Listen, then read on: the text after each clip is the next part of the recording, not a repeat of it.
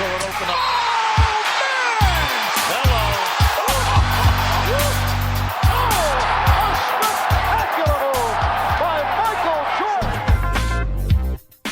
Bonjour à toutes et à tous et bienvenue dans Time Out. Je suis très heureux de vous retrouver ce lundi pour un nouveau format de votre émission 100% NBA. C'est inévitable, cette semaine nous ferons une émission totalement consacrée au All-Star Game qui s'est déroulé ces derniers jours et qui s'est terminé hier soir, et sur son histoire aussi plus globalement, et tout ça avec des invités de qualité. Avant de lancer le programme, je vous rappelle que vous pouvez nous rejoindre sur les réseaux sociaux, sur Twitter, Facebook et Instagram notamment. Je vous rappelle aussi que tous nos podcasts sont disponibles sur les plateformes de streaming pour les retardataires et ceux qui veulent nous écouter ou réécouter certains passages de l'émission qui les ont marqués. Et comme dirait Yonim, on est parti pour le temps mort le plus long de la NBA. Tous les lundis, c'est Time Out, la seule émission radio 100% NBA. Actualité, débat, analyse, statistiques, invités. En compagnie de Yonim et de son équipe de chroniqueurs, le meilleur de l'NBA est passé au crible chaque semaine. N'ayez pas peur, hein, je les vois un petit peu s'agiter sur le côté. Comment démarrer cette émission sans présenter ceux qui m'entourent? On va commencer avec les membres de la team Time Out aujourd'hui parce qu'on est un petit peu en moitié-moitié. Il y a Emmanuel Pierre qui est là. Comment ça va, Manu? Bof, je suis un peu grippé. Hein, voilà, fallait que je le dise, j'ai passé un week-end de merde. Clairement catastrophique. Et est-ce que c'est en lien avec le All-Star Game ou pas du tout? Non, pas du tout. Heureusement, le All-Star Game m'a réjoui, m'a redonné un peu de force. Ça fait plaisir. Parce que, non, vraiment, c'était un week-end de merde. Voilà. Bon, on te souhaite un rétablissement, un prompt rétablissement si ce n'est pas déjà le cas. Et j'étais grippé comme le shoot de Trae Young. Tu vois. Ah d'accord, je vois. Non, fallait le dire directement. Juste en face de toi, le deuxième membre de la team Time Out, Antoine Delplan qui est là. Comment ça va, Antoine? Salut Sam, salut à tous, ça va très très bien. Tu portes ton t-shirt fièrement des Sacramento Kings. Le seul trophée qu'on a gagné et qu'on gagnera peut-être pendant des années encore. Donc la bannière est numéro retiré. Merci Buddy Hield. Merci Antoine, merci Manu d'être là. On en profite évidemment pour passer un petit coucou à Yonim, l'habituel présentateur qui nous écoute depuis Montpellier. Yonim, on te fait un petit coucou. Non, il fait ses études là-bas, donc des fois il doit redescendre sur Montpellier pour finaliser un petit peu tout ça. Et oui, c'est un grand voyageur, Yonim. Il fait plein de trucs en même temps. Il est exceptionnel. Évidemment, les deux invités, vous avez commencé à en entendre quelques-uns. À ma gauche, Eddie David. Comment ça va? Salutations, j'espère que vous allez bien. Merci beaucoup d'être avec nous, Eddie. Alors on le rappelle, hein, vu qu'on est en direct, on vous le dit, on a enregistré le hors-série numéro 2 avec Eddie juste avant l'émission et on va vous partager ça bientôt. C'était franchement super intéressant, on a parlé de plein de choses et vous allez pouvoir découvrir le créateur de contenu qu'est Eddie. On a dit que la Terre était plate. Non, je rigole. Non, la Terre n'est pas plate et c'est pas pour faire chier monsieur Kyrie Irving. En face de toi, un monsieur qui est là, qui est le boss à la tête de The Playground, le web magazine préféré de ton web magazine préféré, Monsieur Stelios aka Dunkakis. Comment ça va? Salut, ça va. Par contre, je tiens à dire que Manu, il m'a volé mon excuse. C'est moi qui suis grippé en fait. D'accord. Alors attendez, c'est pas parce que vous n'êtes pas grippé que vous n'avez pas le droit de contaminer le micro. Vous inquiétez pas. Vous pouvez. Demain, c'est pas nous qui sont là. Les mecs sont en train de tirer leur cou vers le haut pour parler sur le micro. Je te jure. Bah voilà, donc Dunkakis qui est donc tu es à la tête, rédacteur en chef si on peut dire du. Rédacteur en chef, pas vrai, parce que genre sur le côté rédactionnel, je suis aidé par Thibaut et Amandine. D'accord. Alors créateur. Mais c'est plus sur fondateur. Le côté plus sur le côté créatif, tout ça, etc. Genre la mise en page, gérer les créas des gars, voir avec eux si ça match, tout ça. Ok. Bah merci d'être avec nous, Stelios, parce qu'il faut le dire, vous avez tout simplement récemment sorti un épisode, un nouveau magazine qui parle de quoi? Du All-Star Game. Ouais, alors on a été grave originaux. On s'est dit, ouais, juste avant le All-Star Game, viens, on lance un playground spécial All-Star. Mais c'est dans l'actualité, c'est génial. Et franchement, c'est original. T'es mal dit, et c'est dit absolument sans ironie. On va y revenir évidemment sur l'All-Star Game et plus particulièrement sur ce web magazine que vous avez sorti. Messieurs, sachez que je suis très heureux de vous avoir autour de moi pour cette émission, ça me fait vraiment plaisir. Alors avant de rentrer dans le vif du sujet, sachez que ce matin, je sais pas pourquoi, je me suis réveillé, j'ai été pris d'inspiration et j'ai écrit une mini chronique sur ces 3 jours de All-Star Game. And now Chicago, and now world. Get ready for your 2020 NBA All-Stars. Yeah. You dunk over Taco, you win. on you five. You dunk over Taco, you win. Come on, man. Come on, man. Si je vous parle aujourd'hui, c'est pour vous dire et pour vous affirmer que selon moi, ce All-Star Weekend est non seulement une réussite, mais il a mis plus ou moins fin au débat sur l'intérêt de ces 3 jours. Parce que finalement, le Skills Challenge, bon, c'est mignon, tout le monde aime bien, c'est un apéritif. Pareil pour le match des célébrités et le Rising Star Challenge, même si on va pas vraiment les mettre sur le même pied d'égalité. Ce qui intéresse les gens ces dernières années, c'est surtout le concours à 3 points et le concours de dunk. On considérait un petit peu ces deux concours comme ceux qui rattrapent le fait qu'avant, on se faisait chier devant l'All-Star Game et qui est le match des alley-oop et des tirs du logo. Bon, alors le concours à 3 points, il n'y a rien à réformer, ça se ressent plus ou moins chaque année. C'est un concours d'adresse agréable à regarder avec quelques fois des beaux finishes, comme on a pu le voir entre Booker et Hill, notamment ce week-end. Le concours de dunk a souvent aussi été considéré comme l'attraction numéro 1 de ce week-end. On pense à Vince Carter évidemment, mais aussi Michael Jordan ou encore Nate Robinson, et plus récemment Aaron Gordon et Zach LaVine qui s'étaient livrés ce qu'une majorité considère comme le plus grand concours de tous les temps. Et bien celui de cette année, il est vraiment pas loin d'être là aussi l'un des tout meilleurs. Alors oui, Gordon méritait de gagner, oui c'est un entre guillemets vol. Et je dis vol entre guillemets parce que le meilleur dunk de la soirée c'est lui qui l'a réalisé, c'est sûrement lui qui méritait de gagner. Mais je me permets les guillemets parce que Derrick Jones Jr. a quand même été exceptionnel. Et il ne faudrait vraiment pas que la polémique autour du 9 de Wade le fasse oublier. Donc si je résume, finish au buzzer du concours à 3 points, concours de dunk qui nous rappelle les meilleurs, et enfin il faut le dire, on doit le dire, un match des étoiles qui s'est avéré être super intéressant. Car oui, je le dis haut et fort, ce format est une réussite, enjeu caritatif qui entraîne ou non un enjeu sportif qui fait que, en tout cas, tu peux enfin voir les meilleurs joueurs de la planète s'opposer sérieusement. Oui, la Mamba Mentality a enfin été appliquée à un All-Star Game des années 2000. Alors à tous ceux qui se plaignaient de ne pas avoir d'enjeu d'adversité et de défense, faites-vous le replay, regardez le nombre de le nombre de litres de transpiration lâchés par Joel Embiid, regardez les 2 énormes blocs de Giannis sur LeBron et Davis, et regardez comment Siakam a verrouillé Kawhi dans le 4e quart-temps. Et là, vous me direz si c'est pas une réussite et si c'était pas un beau match de basket. Évidemment qu'il y aura toujours une marge de progrès et d'amélioration, mais cette année a vraiment montré que tous les aspects de ce week-end pouvaient être appréciés. Voilà. On le tape, il a dit que c'est à Gordon qui méritait le coup de dunk. Ouh là là là là là là là là. On part directement dans le débat. Non, on va en parler les gars, vous inquiétez pas. Et en plus c'est ce que j'avais écrit avant de vous laisser me taper, me crier dessus et me dire que j'ai raconté de la merde. Je vais vous faire un bref récapitulatif à tous nos auditeurs. Il y en a qui sont peut-être pas au courant de ce qui s'est passé sur le All-Star Game. Le Skills Challenge a été remporté par le joueur de Miami, Bam Adebayo. Le Dunk Contest a été remporté par un autre joueur de Miami, Derrick Jones Jr. Le concours à 3 points a été remporté par le King Buddy Hield. Le Rising Star, c'est la Team USA qui s'est imposée contre la Team World emmenée par Zion et un Miles Bridges en feu notamment. Et le All-Star Game, le match des étoiles, a été remporté au finish, sur un finish, bon alors pas vraiment spectaculaire, par la Team LeBron. On va commencer messieurs par parler du concours de dunk. Je me tourne vers toi Antoine. Simplement, qu'est-ce que tu en as pensé? J'ai dit dans ma chronique que ça se rapprochait d'un des meilleurs. Est-ce que tu es d'accord ou toi, t'as pas été si emballé que ça? J'étais particulièrement emballé par rapport déjà à celui de l'année dernière, qui était franchement pas une réussite. On se rappelle de John Collins qui se prend l'avion. Enfin, c'est absolument raté. Il faut revoir cette image. Tu te rappelles de celle-là avec le très beau casque? Le crash de l'avion, c'était une cata. Non, après, voilà, au-delà de la polémique, je pense qu'on va en parler. Du spectacle, Pat Connaughton qui a aussi eu beaucoup de critiques avant, lors de sa sélection, qui a vraiment fait le taf. Ouais. Dwight Howard, on peut se demander ce qu'il faisait là, clairement. Après, son premier dunk, il est bien. Il est cool. Bon, il est venu. Il est cool, mais je pense qu'il y avait d'autres candidats qui auraient pu être là sans prétention. Et après, un beau finish entre Aaron Gordon et Derrick Jones. Après, si je devais répondre à la polémique maintenant, non, je pense que Derrick Jones mérite clairement son titre. Donc je suis le seul autour de cette table qui pense qu'Aaron Gordon devait remporter le concours de dunk. Je vais parler un petit peu. En fait, Derrick Jones Jr., pour moi, c'est le mec qui a été le plus régulier sur ce dunk contest. Il a loupé aucun. Franchement, tous ces dunks, ils ont été monstrueux. Désolé, celui d'Aaron Gordon, le dernier, sur Taco Fall.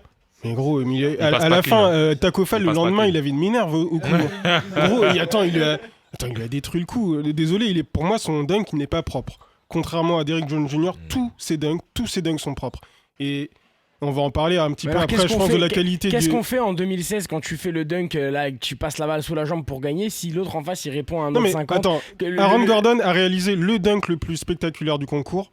mais il n'a pas été le plus régulier. Donc le mec te réalise, que ce soit en 2016 ou cette année, 2 des meilleurs dunks de l'histoire du dunk contest. Tu veux savoir mon opinion? Moi, j'aurais décerné le prix aux 2 joueurs. Parce qu'à un moment donné, je me suis dit, ah putain, c'est sûr, il va y avoir déception parce que les deux, ils méritent. Exact. Les deux, ils méritaient. Je me suis dit, il va falloir un moment tranché et il y aura une injustice. Et voilà, ça n'a pas manqué. Donc toi, t'es d'accord avec ça, Eddie?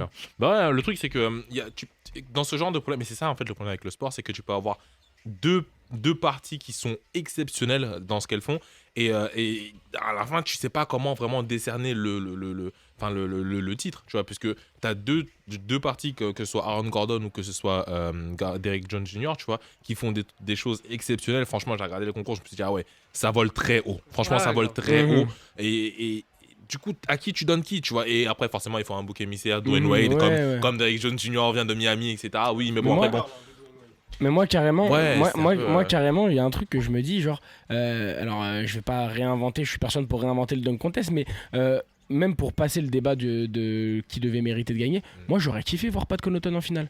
Genre pourquoi d'en y en avoir que 2? Pourquoi? C'est-à-dire que Pat Connaughton, il avait sûrement préparé Non mais le mec, il a préparé des dunks de ouf. Tu vois ce que je veux dire? Bah, et il y a que 2 finalistes. Sors-les là directement. Non, mais est-ce que déjà le c'est de la stratégie, hein. Bah ouais, gars. Le dunk où il touche la planche, il est exceptionnel. On dit pas le contraire, c'est juste qu'après si on te récupère, si tu veux qu'on te fasse passer en finale, sors tes meilleurs bails, Okay. Sinon OK, non, j'entends l'argument. Stelios, dans le Playground spécial All-Star Game, vous mentionnez ces concours auxquels on se rattache parce qu'il y en a qui sont plus ou moins décevants. Est-ce que selon toi, celui-là, ça va être un concours auquel on va se rattacher dans plusieurs années? Je pense que c'est un concours, comme l'explique très bien Thibaut dans l'article Thibaut pour lequel j'ai illustré, qui a fait un super dossier. Là, je fais pas de la pub, je suis très objectif. Hein. Le dossier, il envoie du pâté. Et en fait, il explique qu'il y a des concours comme ça qui participent à la renaissance du slam de contest, parce qu'en fait, on a des grosses périodes de creux, tu vois. Ouais. Et moi, typiquement, c'est le genre de contest qui, je pense, redonne un éclat, parce que l'année dernière, genre, ok, c'était cool avec Amidou Diallo qui. Je l'avais oublié, moi, je savais même pas que c'était genre Amidou Diallo qui met au-dessus de chaque, Ouais. et tout, c'était cool, mais en fait, c'était un concours assez moyen, tu vois. Genre, il y avait du déjà vu. Ouais, voilà, il y avait du déjà vu. Genre, il en parle justement de ce déjà vu dans le. Ouais, et tu vois, genre, le concours était sympa, mais c'était c'était moyen, c'était rien de ouf. Genre, on avait déjà vu ça. Genre, là, cette année, il était vraiment de haut niveau. Et alors, ça fait chier parce que Gordon, comme d'hab, c'est encore genre le perdant cru. Enfin, c'est la cruauté du perdant parce qu'en fait, même à l'époque, en 2016, moi, je le voyais qu'au vainqueur. Même à l'époque, ça m'a brisé le cœur qu'il soit pas vainqueur aussi du slam de contest. Mais, enfin, je sais pas. Comme l'ont si bien dit ceux qui sont autour de la table, pour moi, Derrick, il l'a grave mérité et malheureusement, il a été plus régulier. Et genre, même s'il a claqué 2 des meilleurs dunks de l'histoire du slam dunk contest, je lui l'aurais pas donné, quoi. Ouais. En fait, le truc qui est relou, c'est on dit polémique, mais il a pas volé Derrick Jones Jr. Exact. Non, à un moment donné, il faut le dire, il a pas volé son titre. Volé. Ah bah ouais. En fait, c'est devenu une polémique parce qu'en plus, Aaron Gordon, il avait l'air super salé en fait. Genre après il a dit je c'est bon, je le fais plus, c'est terminé. Je comprends que le All-Star, oui, que le concours de dunk c'est terminé, qu'il y reviendra plus, c'est très dommage parce que quand même, on a vu la qualité de dunker que c'est. Hein, genre on perd un gros élément sur ce concours. Hein. Même dans la diversité des dunks, je trouve que Gordon, il a été plus varié. Genre, alors c'est très très fort tout ce qu'a fait Derrick Jones. Hein. Mais il y avait beaucoup de. Voilà, je passe entre les jambes. Si. Même si c'était très dur pour moi, celui qui m'a le plus impressionné, c'est carrément son deuxième du premier tour, au-dessus de Bam Adebayo. Ouais. Il est super loin du cercle et en plus, il la met entre les jambes. Celui-là, pour moi, c'est son meilleur dunk de la soirée. Tu vois, en finale, il n'en a pas fait un pour moi. Hein. Peut-être celui où il tourne. Après, ce que j'aime bien avec Derrick Jones, justement, c'est que ça me rappelle genre les vrais concours qu'on a kiffé où le mec il est pas obligé de réessayer 30 fois, tu vois. Parce que moi, je suis désolé, les échecs dans le concours de dunk, ça me sort du délire. J'y peux rien. Complètement. Par contre, excuse-moi de te couper. Hein. Derrick Jones Jr., je l'aime bien. Mais ne va pas dire que t'es le meilleur dunker du monde alors qu'il y a des dunkers pro qui existent sur Terre. Parce qu'il a dit ça récemment. Et là, je crois hier ou ce matin, genre ouais, je suis le meilleur dunker du monde. No cap. Non, calme-toi très vite.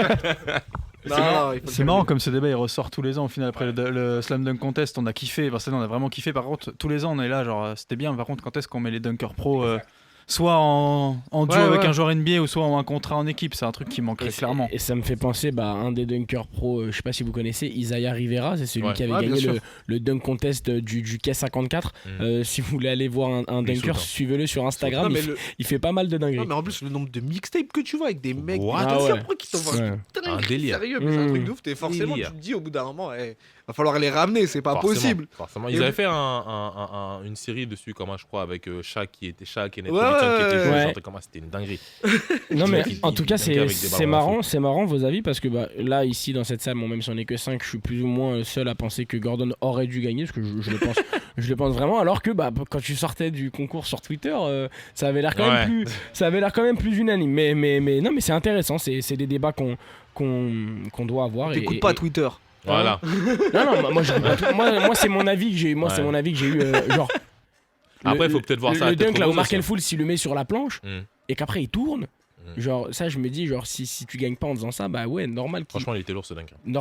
qu'ils se sentent, tu vois, un petit peu volés, mais évidemment Derrick Jones a été exceptionnel et puis même dans la ligue c'est un mec qui a une détente de ouf, Derrick Jones, donc ouais tu peux penser que c'est une belle récompense. Je pense qu'on a fait, à part si quelqu'un veut ajouter quelque chose sur le dunk contest. Ouais, juste dire, Dwayne Wade, qu'est-ce que tu fous là? Moi, j'ai pas compris pourquoi Dwayne Wade, il arbitre un mec qui joue dans son ancienne franchise, toi. Enfin, vrai il arbitre un mec de Miami. Il y a connivence quand même. Mais c'est pour ça qu'il a été le bouc C'est émissaire, pour ça du coup. qu'on en Ouais. a parlé, on l'a tout de suite pointé du doigt. Exact. Parce que. Alors Stelios qui nous dit, c'est et pas c'est possible. à juste titre, c'est dommage qu'ils aient pas mis plutôt Vince Carter, alors même s'il joue actuellement en NBA, Ouais, il y a aucun joueur d'Atlanta. Alors on comprend, il vient de Chicago, tout ça, mais gros, t'as joué à Ouais. Miami, quoi, donc c'est tendu quand même. Ouais, après ouais, c'est vrai qu'il C'est vient de tendu. Chicago et Ouais. c'est quand même ok. En en tout tout cas- Chicago, mais c'est pas parce que, je sais pas moi, je vais prendre un nom, Jordan, non, LeBron. C'est pas parce que si demain on organise le All-Star en Ohio, on va pas aller prendre LeBron en truc, tu vois. C'est Ouais, pas. ouais, Oh, ouais. le scénario Je trouve ça un peu- catastrophe, sérieux. Un star dans l'Ohio, quoi. Va le chercher, le truc, Ça va va le arriver. chercher. Ça va arriver un jour, ça va arriver. Ouais, un jour, je sais En pas tout- quand, mais un jour. Voilà, on a fait le tour de ce débat sur le Dunk Contest et on vous renvoie sur cet article du Playground Magazine NBA Slam Dunk Contest de Renaissance en Renaissance où il vous explique un petit peu, on fait le tour de l'histoire de ce Dunk Contest et voilà, comme quoi il y a des concours qui sont plus ou moins décevants, d'autres auxquels on se rattache.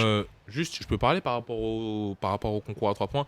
Est-ce que vous avez pas trouvé, parce que j'ai regardé le concours sur Beansport. Vas-y, parce que c'est pas prévu, donc viens, on en parle Ouais, maintenant. non, on en parle Non, de mais suite, tu vois. vas-y, même pas. À un moment, Rémi Reversion disait je crois soit à Xavier Vaution, soit À Jacques au coach, Monclar. Jacques Monclar, que les balles vertes, les balles Mountain Dew fatiguent les joueurs. Et franchement, je sais pas si vous avez remarqué ça, mais Elles sont plus lourdes. non, la distance.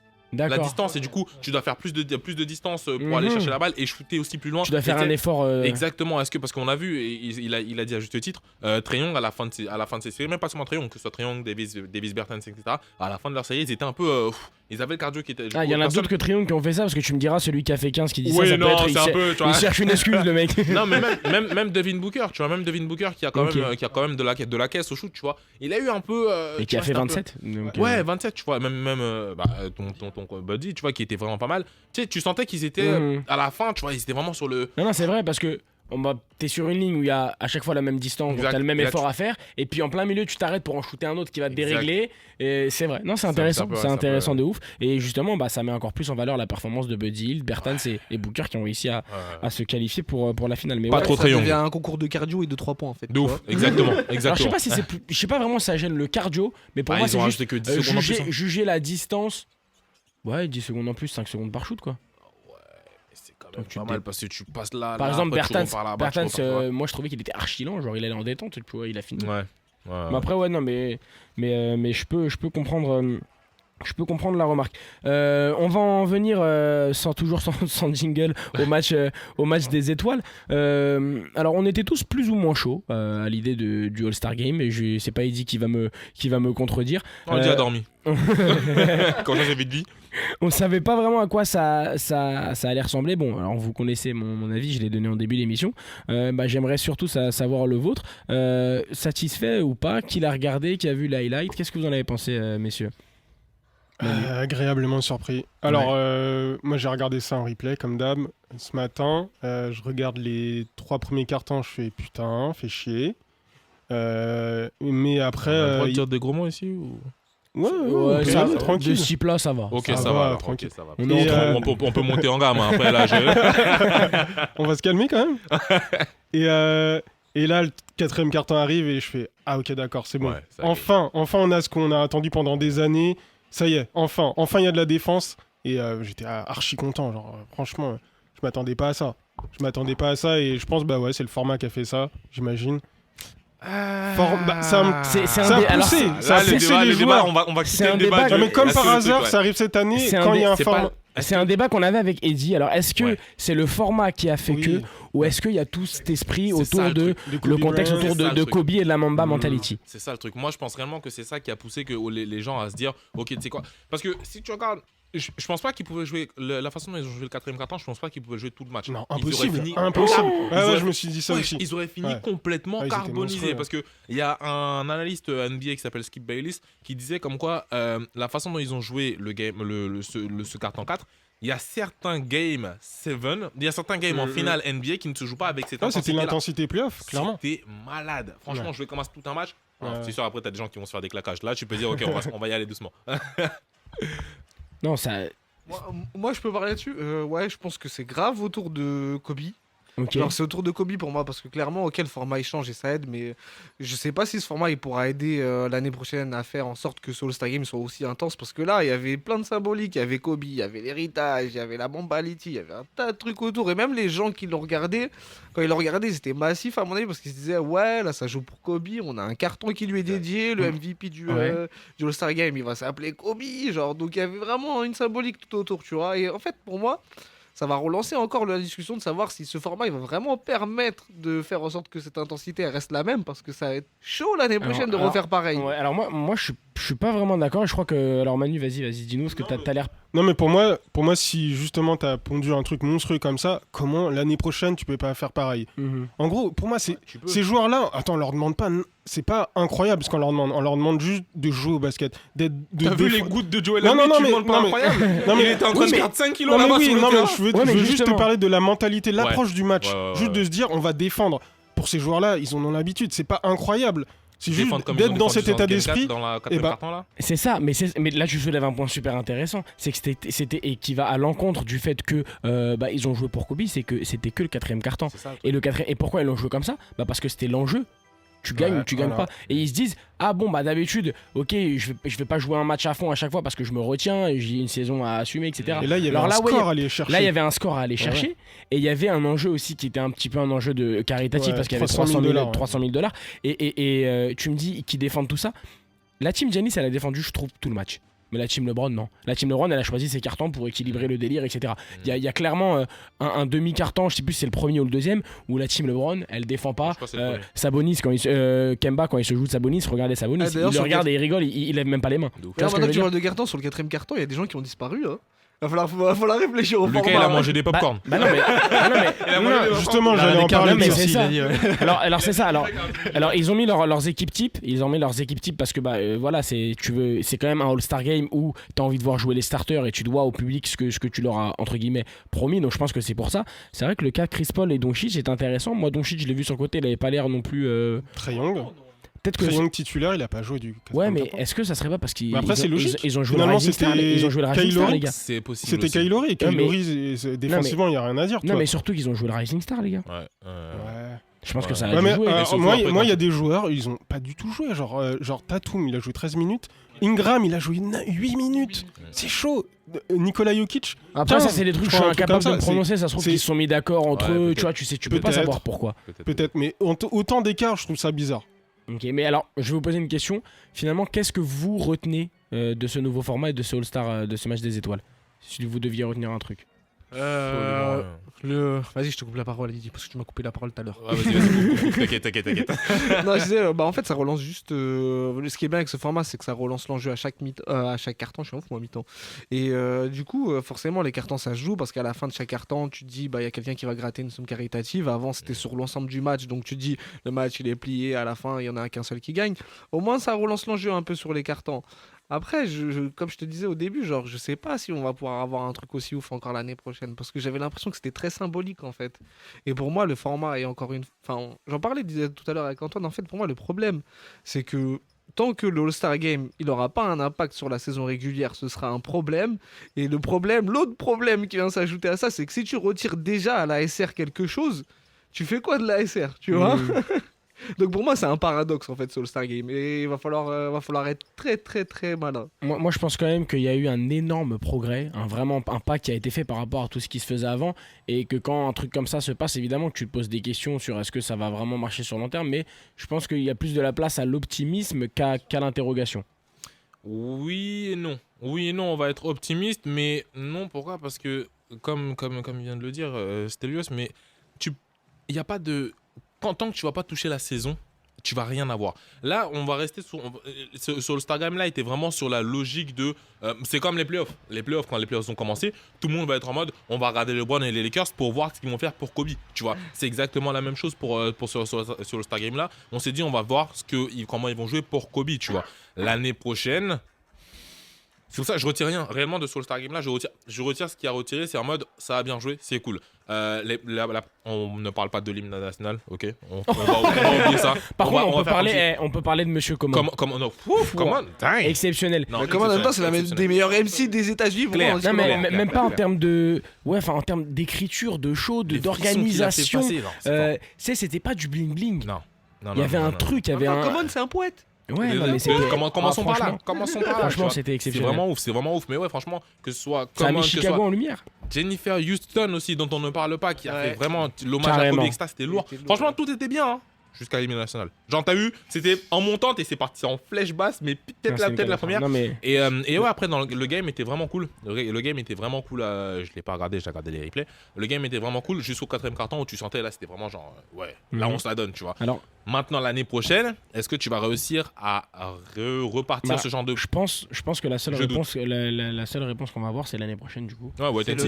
Ouais, c'est ça. Un joueur qui n'a pas disputé ce fameux 4e carton, mais qui a disputé les 3 autres et qui a fait une sacrée bonne perf, c'est petit instant Cocorico, c'est Rudy Gobert, qui a fait une grosse performance. On en parlait un petit peu en off, on le pensait peut-être pas All-Star compatible. Alors est-ce que c'est le nouveau format qui lui va si bien? Mais en tout cas, ça fait plaisir de voir Rudy Gobert jouer comme ça. Est-ce que juste tu peux pas me mettre dans le on? Parce que moi je le pensais All-Star compatible. Du coup, quand tu dis on, ne me mets pas dedans. Voilà, merci. Eddie n'est pas dans le on. Voilà, merci. Le on, c'est moi, c'est tout. Vas-y. Non, mais j'étais un peu comme toi, Sam, là-dessus. Je disais, est-ce qu'il mérite d'être All-Star? Oui. Est-ce qu'il a l'image All-Star de ce qu'on attend du spectacle? Beaucoup moins. Sauf qu'avec ce format-là et le style de basket qui a été proposé notamment dans le 4e quart, oui, il a clairement sa place. Et même, il y en a beaucoup, on en parlait même en off avec des gens qu'on a vus ailleurs. Pourquoi pas le titre de MVP aussi? Tu vois, il aurait pu être légitime comme beaucoup auraient pu être. Il était dans le débat. Il était dans le débat. Il fait du 21-11. Au début du 4e quart-temps, il y a un graphe de ESPN ou je ne sais plus quel média qui diffusait le truc qui passe. Potential MVP. Et dans les 4, il y avait Rudy Gobert. Voilà, ce All-Star Game là, enfin ce match là, il a permis un petit peu de replacer les rim protectors vraiment au centre du débat et ces 5 à l'ancienne au centre vraiment de l'attention. Après voilà, comme l'a dit Eddie, on verra vraiment si ce All-Star là était juste un hommage à Kobe. Et voilà, l'année prochaine on repart sur les bases qu'on avait avant, des matchs où ça défend pas, et voilà. Faudra vraiment attendre en fait là pour le coup. Et puis vraiment la défense, hein, on a vu la team Giannis qui n'a pas arrêté du début à la fin, selon moi, qui avait vraiment la bonne attitude. Et ça s'est symbolisé par cette performance de Rudy Gobert. Tu voulais réagir là-dessus, Eddie? Moi je voulais juste dire un truc. Manu. Rudy Gobert, il a été aussi bien. Il a eu les bonnes passes aussi. Sa relation avec Trae Young, genre génial. Ouais. On a vu des alley-oops monstrueux, genre bien conclus. Rudy Gobert il a été bien servi quand même. Échangé contre Clint Capela. Alors moi personnellement, pourquoi déjà je pense que Rudy Gobert pourrait avoir cette fibre All-Star? Parce que nous on voit le Rudy Gobert de Utah. Utah c'est pas une franchise qui est connue pour être flashy, etc. Sauf que moi j'ai vu Rudy Gobert, j'ai eu la chance d'avoir été invité par son équipe dans son camp, tu vois, à Saint-Quentin. Et le dernier jour ils ont fait un All-Star, tu vois. Et moi j'ai vu Rudy Gobert taper des moulins avant. Et je peux vous dire qu'il peut aller chercher ces mais pareil, j'ai découvert des mouvements de corps 360, etc. Il l'a. Ouais, il shoot aussi à 3 points.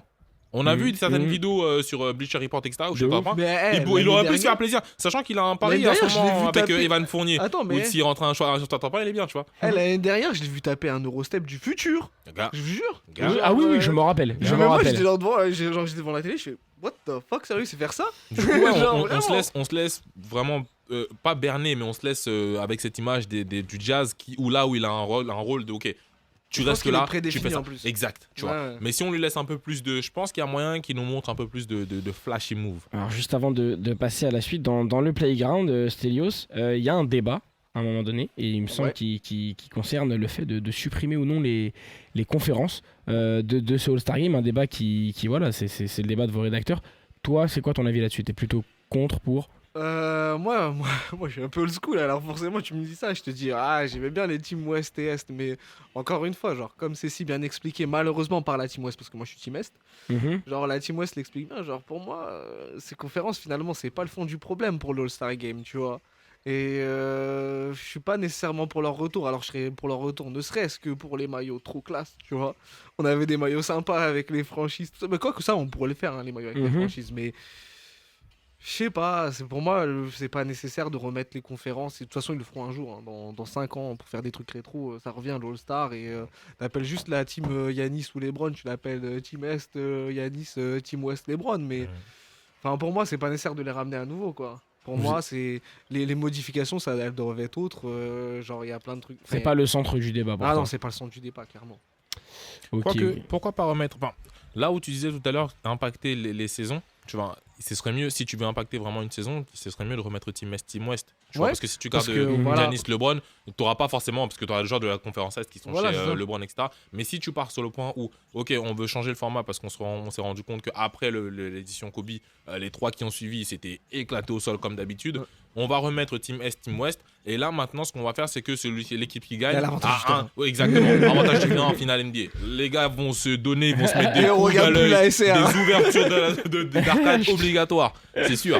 Et justement, alors on va le voir après quand on va se pencher plus sur le playground, que bah, il fut un temps où c'était une vraie rivalité, le All-Star Game, notamment sur le tout premier en 1951. Mais on en parlera plus tard, parce qu'avant ça, et avant même de passer à un petit quiz que Yolim vous a préparé avec plein d'amour, Antoine nous a préparé une petite chronique qu'on a appelée... Enfin, Antoine et Yolim ont concocté à deux une petite chronique qu'on a appelée la chronique fiction. Vous allez comprendre tout de suite. So there's this brand new All-Star Weekend event that NBA players want to be added to the All-Star Weekend category of events. Now, this event is a 1v1 basketball tournament where NBA players can call out other NBA players and challenge them to a one-on-one game for money. Samedi 13 février 2021, nous sommes déjà au 2e jour de ce All-Star Weekend à Indiana. La veille, la Team US a de nouveau battu la Team World dans le Rising Star Challenge, et dans quelques heures aura lieu le très attendu concours de dunk. L'excitation est à son comble dans la salle, et pour une fois, ce n'est pas le dunk contest sur qui tous les regards sont braqués. Le monde entier n'attend qu'une chose, le 1 vs 1 contest, et qu'il débute. Les gens l'avaient demandé, la NBA les a écoutés, et pour la première fois de l'histoire, le All-Star Game 2021 sera le théâtre d'un concours de 1 contre 1. Comme dans la rue, les règles sont simples, le premier à 15 points remporte le game, les shoots à 3 points en remportent 2, et tous les autres paniers comptent pour 1. Si le joueur marque, il récupère le ballon. Si un shoot est manqué et que l'adversaire récupère le ballon, il est nécessaire de retourner derrière la ligne à 3 points, enfin à 2. Enfin, vous avez compris quoi. Et pas de limite de temps. La liste des participants a fait déjà rêver. Ils sont 8, Brandon Ingram, James Harden, Derrick Rose, Mike Conley, Damian Lillard, Jason Tatum et bien sûr les 2 favoris.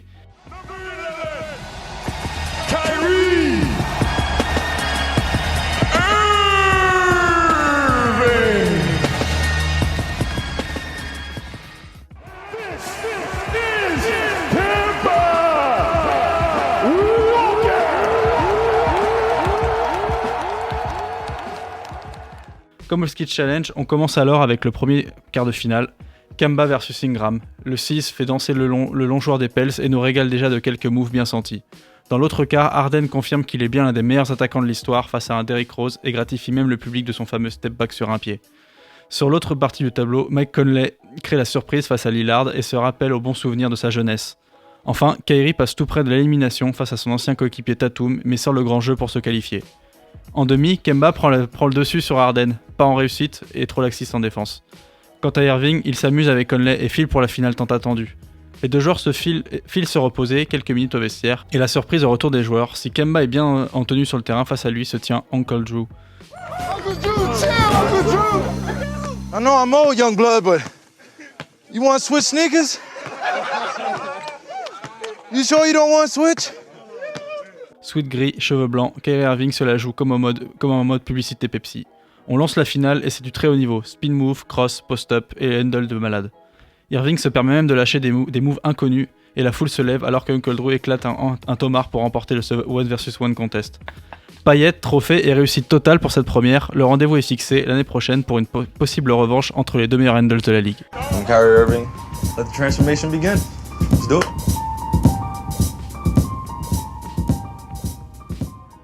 it. Alors, même s'il y a des trucs, des résultats dont Yoni m'a décidé, genre Conley qui bat Lillard ou bref, mais moi ça m'a hypé de ouf. Ça m'a hypé. Attends. Un concours de 1 contre 1, il y aurait trop du sale. Mais attends, je veux savoir, qui a sélectionné les joueurs parce que... Ouais. Ok, d'accord, parce que... Il est pas ici. Moi, j'attendais un KD, j'attendais, je sais pas, moi, un Giannis, tu vois. On ça élimine serait les pas big marrant. men direct. Bah, what? Non, mais Yannis, il marque tout droit et marque, frère. Non, même pas. Tu mets un 1v1 en règle. Je pense que c'est par rapport à ça qu'on va parler. Tu regardes les 1v1 en Team US, là. Tatum, Paul George, Kevin Durant, quand ils font des 1v1 genre en tête de raquette où t'as le droit à 3 tirs, etc. C'est une 1. Je crois que c'était KD le pire à ce jeu-là en plus. De ouf, mais franchement, tu mets ça, c'était lourd de ouf. Tu vois, tu mets Brandon Ingram à côté, tu mets Devin Booker aussi que vous avez pas. Frère, il y a tellement de joueurs. Franchement, il y a tellement de joueurs que tu peux mettre que tu te dis. Si on lâche un concours de 1v1, là, on parle de Damian Lillard, mais CJ McCollum aussi, il peut être là-dedans. Lou Williams aussi, il peut être là-dedans. Il y a beaucoup de joueurs. Mais franchement, ouais. Franchement, moi, ce genre de truc-là, ça me hype quand même, tu vois. Bah donnez-nous vos avis, ceux qui nous écoutent en podcast après le direct. N'hésitez pas à nous dire ce que vous en pensez et si ça vous a hypé. Merci Antoine d'avoir retranscrit les idées de Yonim. Franchement, Yonim, big up, moi tu m'as hypé de ouf. Donc voilà, bravo à toi. On va passer au petit quiz et après on se penchera de plus près. On posera 2-3 petites questions à Monsieur Stelios. Parce que moi, on m'avait pas prévenu qu'il y avait un quiz. Je dis ça, je dis rien. Non, mais c'est genre, il y a vraiment genre. Voilà. Tout de suite. Je vous explique. C'est un quiz. C'est ça.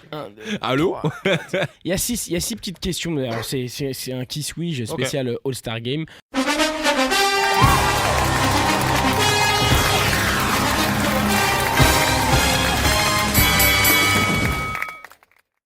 On est par équipe ou pas pour savoir si je vais avoir des points ou pas? Vas-y, on fait ça par équipe. Vas-y, Stelios et Manu contre Antoine et T'as direct chaud, Manu. Allez, direct.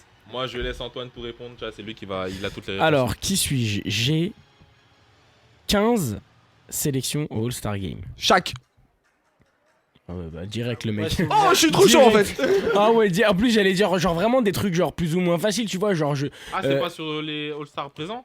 Non. C'est pour ça que je t'ai dit que j'avais chaud. Attends. Après, je des messages à Yonim en privé. Attends, je vous lis la suite quand même. 15 sélections, 4 bagues de champion, 3 avec une équipe à l'ouest, 1 avec une équipe à l'est. Rookie de l'année 93, MVP en 2000, 13e meilleur rebondeur de l'histoire de la NBA. Voilà, Shaquille O'Neal. Sinon, des questions un peu plus difficiles, non? Ouais, bah, tu sais quoi, je vais sélectionner les. Je vais sélectionner les infos, mais c'est un quiz de rapidité. Mais bon, alors. Qui suis-je? J'ai 15 sélections. Garnett. All-Star Game. Non. J'ai été 2 fois MVP. J'ai pris ma retraite à 39 ans et je suis le rookie de l'année. Rookie de l'année 98. Non. Rookie de l'année 98. MVP en 2002-2003. Tony Parker. Bah c'est Kobe. Tony Parker. Tim Duncan. Tim Duncan. Attends, 2003. Ah oui, 2003, je suis en Tim Duncan. Et oui, rookie de l'année 98, MVP 2002-2003, après sa retraite. Moi j'ai dit, j'allais laisser Antoine répondre. Nash c'était 2005-2006. Non, mais Ça fait quoi? Ça fait un partout? Un partout. Un partout, ok, il en reste 4. J'ai 10 sélections au All-Star Game. Tu peux continuer, t'inquiète. Ouais, c'est des joueurs actuels ou aussi d'avant, les deux. C'est un actuel, Mais qui s'est grillé grave. J'ai 2 titres de MVP du All-Star Game. Non. Kevin Durant. Oui, rookie de l'année 2008, 2 bagues de champion, double champion olympique avec Team USA, je suis Kevin Durant. 2-1 pour Eddie et Antoine. Il a pas été 2 fois MVP des Finals? Des finals, du All-Star. Du All-Star, pardon. Et Du All-Star. Eddie aurait bien aimé qu'il soit MVP des Non, finals. du All-Star, je veux dire, pas des finals, je suis un fou. Moi, je crois qu'il a été deux fois. C'est possible, c'est Toi, possible. t'avais demandé des finals ou du All-Star? Du All-Star. Du All-Star, du All-Star. Qui suis-je?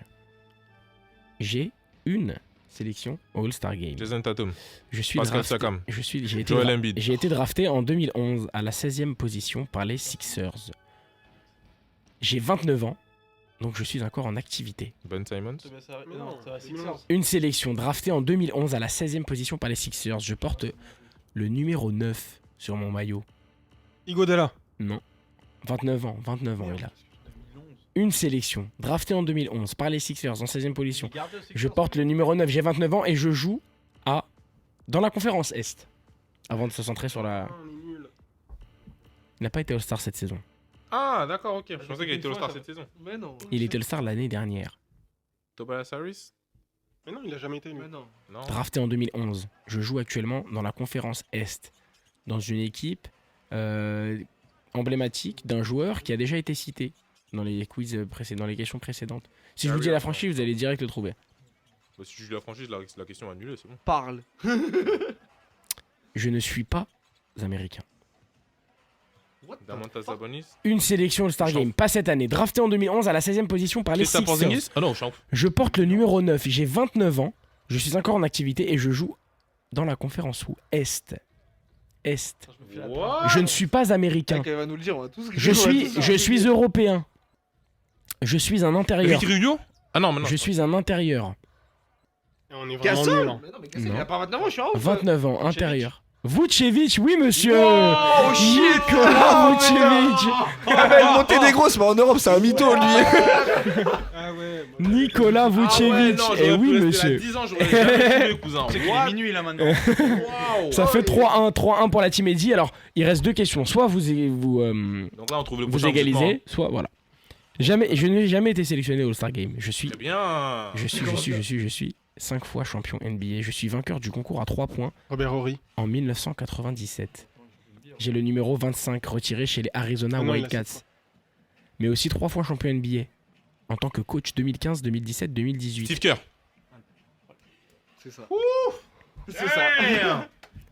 Ah, il a un petit palmarès, hein, Steve bah Kerr. oui, hein. Évidemment. Vainqueur du concours à 3 points en 97 au All-Star Game. Mais c'était pas censé être les gens qui ont déjà participé au All-Star Game parce que c'est une édition All-Star Alors, Game. Yonim, Non, c'est trop arnaqué si j'en ai marre là. Yonim, Heureusement que t'es pas là. Hein. il y a Eddie Yonim qui va te faire une petite lettre de avec des recommandations. Je n'ai pas trop aimé ça. Le 1v1, t'as sélectionné des joueurs qui étaient pas. Bon, on reparlera de ça plus tard. Bon, allez, la dernière, pour l'honneur, Stelios et Manu. Ah ouais, pour l'honneur, on en est là, c'est ça. Parce que là, Là, on vous a mis une dérouillée, les gars. 4-1. vous mangez Ah, 4-1 quand combien, même. 4-1, là. sérieux? Normalement, Ouais. vous posez la manette, mais bon. Ouais. J'ai Normalement. 11 sélections au All-Star Game. 11. Russell Westbrook. Eh, mais eux, c'est des crevards aussi. Ils font comme moi Ah, depuis tout à frérot. l'heure. Je joue. Est-ce que je suis en train de sélectionner les informations pour pas rendre ça trop facile? Je suis rookie de l'année en 1997. Dirk Nowitzki. Je suis MVP en 2001. Weber. 1. Je suis Ah, MVP Kobe. du Je l'ai entendu en régie. Allen Iverson. Eh ben c'est pour Flavien, voilà, il vous met vraiment une raclée. Tout le monde vous met une raclée. Même la régie répond avant eux. C'est Allen Iverson. Déception. NBA All-Star Game MVP de 2001 et 2005. Finale NBA contre les Lakers de Los Angeles en 2001 avec les... Oui, marque Seven- sur Là, on récapitule juste le score. Hein. Ça fait 4. Eddie et Antoine, 4. 4. La régie, Eh, mais 1. non, c'est des tricheurs le ici reste, tous les un. jours avant d'avoir la bonne réponse, frère. Ils ont fait Mais 10 tentatives avant. C'est une technique comme une autre. Exactement. Mais regarde la transition. Stelios, ne t'inquiète pas, tu vas avoir l'occasion de briller.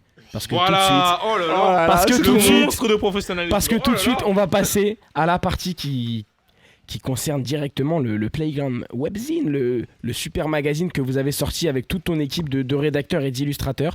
Voilà, on a des petites questions à te poser évidemment sur le webmag. Come on, what? Who has the best handles in the league? Dumb question.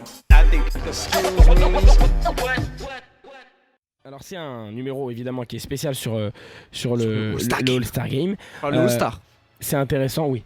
Le All-Star, Parce que pardon. ça parle pas que de Évidemment. All-Star Game en fait. Et c'est intéressant de savoir comment un tel travail est fourni, comment un tel magazine est élaboré. Alors voilà, comment vous avez élaboré ce magazine un petit peu, comment vous avez bossé ensemble, comment vous êtes entendus et pourquoi ce thème-là?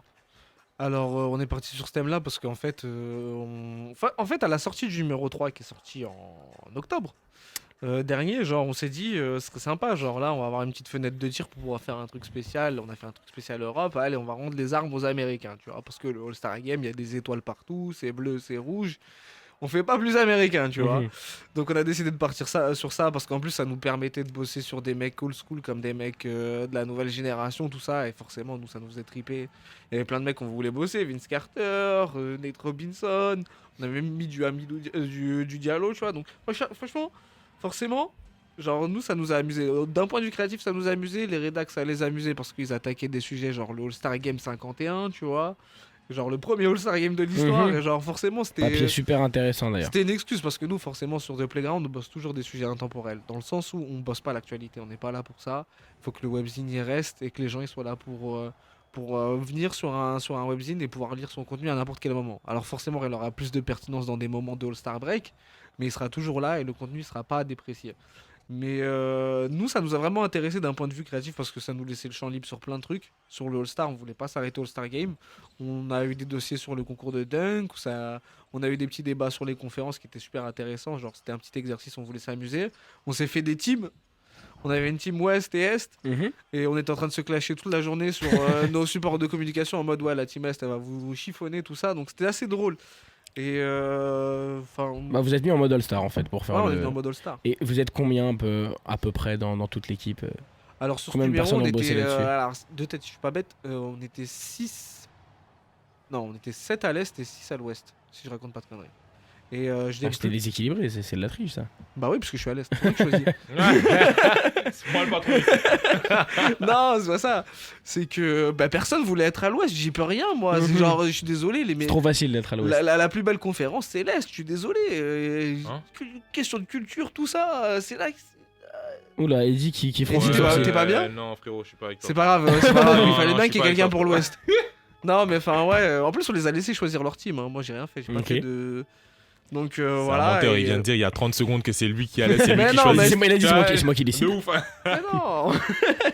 Donc voilà, après pour le bosser, en fait on bosse par étapes, c'est-à-dire que nous quand on commence, on demande déjà aux rédacs de liste de sujets. Et une fois qu'ils ont leur sujet, les créatifs ils commencent à leur demander ouais tu vas bosser comment le sujet, tu voudrais qu'on bosse sur quel mot-clé entre guillemets, t'as des symboles à exploiter, etc. Et après c'est de la communication en binôme, tu vois, on fonctionne en binôme. On rappelle aussi que entre tous les articles, il y a deux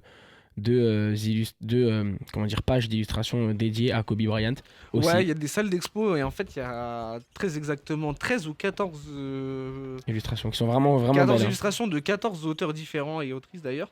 Et franchement c'était du taf super varié. En fait nous on l'a fait un peu on l'a fait rapidement et on aurait aimé pousser un peu plus le concept, mais on a dû le faire rapidement parce que forcément la mort de Kobe déjà c'est un truc qui nous est tombé en pleine gueule, genre on s'y attendait pas vraiment. Genre moi je disais à une époque pour rigoler le jour où Kobe sera mort je comprendrais que je serais vieux et je suis vieux trop tôt. Donc voilà. Ouais, vraiment. Et genre du coup ces deux salles d'expo c'était vraiment sympa parce que je trouve que les styles sont super variés, c'est 14 personnes différentes qui ont bossé des trucs de malades mentaux et c'était un plaisir de les avoir dessus. Nous, on voulait pas mettre notre taf dans ces salles d'expo parce que justement, on avait notre partie à nous avec notre collab créative, mais c'était vraiment un plaisir d'accueillir tous ces gens-là sur ces deux pages et j'aurais adoré en mettre encore plus de ces pages-là parce que je trouvais que le taf était hautement de qualité, quoi. Ouais, je suis d'accord avec toi, elles sont super. Hein. N'hésitez pas, de toute façon, on va vous mettre les liens sur les réseaux sociaux une fois qu'on aura fini l'émission qui vont vous renvoyer vers le magazine, le web magazine. Vous avez mis combien de temps du moment où vous avez, on va dire, choisi le thème à la finalisation du projet? Alors on l'a officiellement lancé début décembre.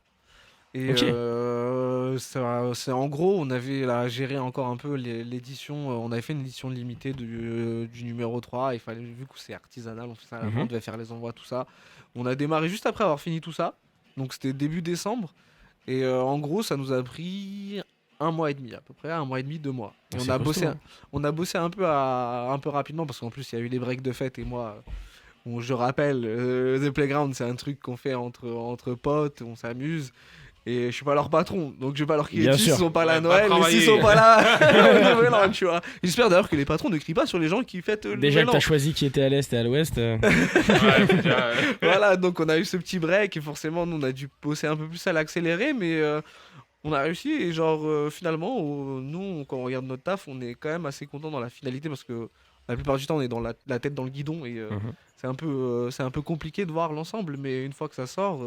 Et en tout cas, en un mois et demi, vous avez fait un truc super fourni. Plus de quoi? Combien de pages il fait 27? Il en fait 48 en tout. 48, génial. J'étais à la moitié, c'est super.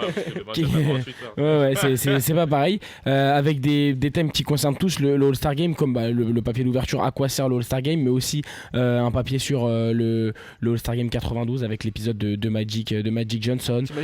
T'imagines le risque qu'on commence avec ce sujet qui demande à quoi sert le All-Star Game, et si Ouais, on dit non, non mais- à la fin, bah, notre c'est pour numéro ça il que sert à rien quoi. Parce que vous prenez des risques. Il y a aussi un sujet sur le All-Star Game 2003 et la dernière de Jordan. Il y a ces débats dont on a parlé tout à l'heure et un épisode spécial sur le Slam Dunk Contest. Moi, il y a deux papiers qui ont attiré mon attention. C'est ceux sur le All-Star Game 87 et le All-Star Game 51. Alors 51 c'est le tout premier. Et le 87 évidemment parce que c'est un petit peu un des plus connus pour le nombre de légendes de la NBA qui y ont participé. Et aussi par ce concours de dunk remporté par Michael Jordan. Bah justement en 87, genre il y a une aura autour. Enfin ça forcément l'auteur de l'article, Amandine l'expliquera mieux que moi, mais vu que je l'ai lu, je les ai poncés pendant la phase de mise en page.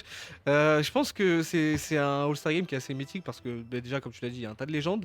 Ça se joue dans une salle qui est mythique à l'époque quand même. On est à Seattle quoi. Donc à l'époque ça représente quelque chose et en plus de ça. Bah en fait c'est un chevauchement entre deux générations de légendes en fait. Genre il y a une génération de légendes mais que du lourd, des mecs qui finissent top 10 all time qui part et tu retrouves des mecs dans ces sélections genre qui passent pour des rookies, genre comme l'explique très bien Amandine dedans, genre t'as des Larry Bird qui ont 8 sélections, on dirait des enfants dedans. Et moi ça me fait câbler, je suis désolé. Et genre connaissant l'aura de Larry Bird voilà, aujourd'hui, connaissant l'aura à quelle de époque Larry tu Bird l'aurais aujourd'hui, tu te dis genre Larry Bird à l'époque il le prenait pour un débutant alors que c'était un truc de fou.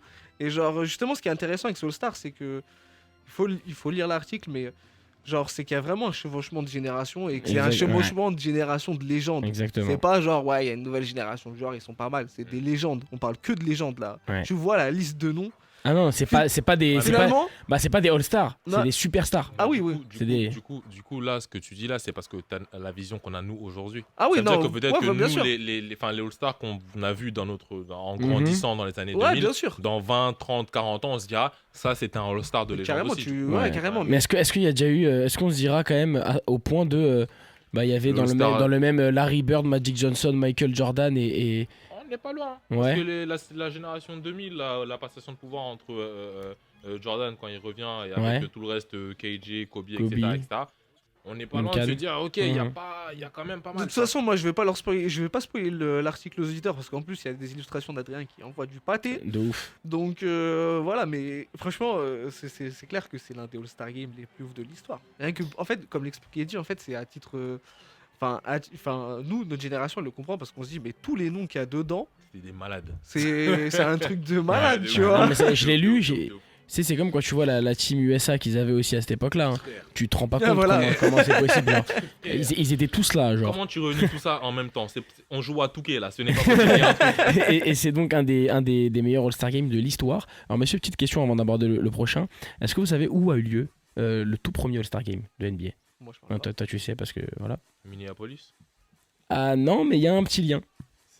C'est en rapport avec le pull de Manu. Oui, monsieur, c'était à Boston. Parce que c'est Boston qui est le propriétaire des Celtics qui a eu le bon coup de flair pour organiser ça. Et en fait, c'est inspiré de la ligue de baseball. Parce que c'est la ligue de baseball qui, je crois, 3 ans avant, qui, comme c'est dit dans le papier, sur le All-Star Game 51, qui a lancé son All-Star Game. Et en NBA, ils ont commencé à faire pareil. Et alors là, pour vous dire, alors voilà, tu parlais de Minneapolis parce que l'opposition, c'était un petit peu George Mikan de Minneapolis contre Bob Cousy. Les Minneapolis qui sont venus Los Angeles Lakers, hein, pour exactement. La petite histoire des autres. Exactement.